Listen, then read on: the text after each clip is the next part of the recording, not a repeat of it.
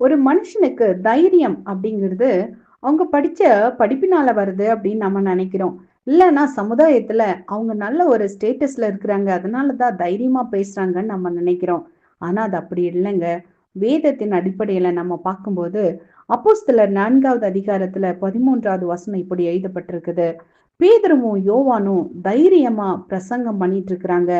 இவங்க தைரியமா பிரசங்கம் பண்றத சுத்திலும் இருக்கிற மனுஷங்க கேக்குறாங்க.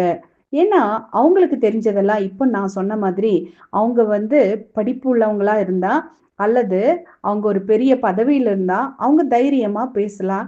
ஆனா இவங்க 2 பேரும் படிப்பறியாதவர்கள், பேதமையுள்ளவர்கள் அப்படின்னு வேதம் குறிப்பிடுது. இந்த படிப்பறியாத பேதமையுடையவர்கள் இப்படி எப்படி தைரியமா பேசுறாங்க?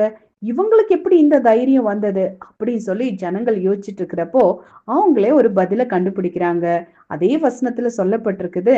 அதுக்கப்புறம் அவர்கள் இயேசுவோடு இருந்தவர்கள் அப்படின்னு ஜனங்கள் அறிந்தார்களாமா. ஆமாங்க. இன்னைக்கு நீங்க படிச்சவங்களா இல்லாம இருக்கலாம். பட்ட பதவி உங்களுக்கு இல்லாம இருக்கலாம். ஆனா நீங்க இயேசுவோடு இருக்கிற ஜனங்கள் அப்படின்னா, நீங்களும் தைரியமா ஆண்டவருக்காக ஊழியம் செய்யலாம். எதை பத்தியும் கவலைப்பட அவசியம் இல்ல.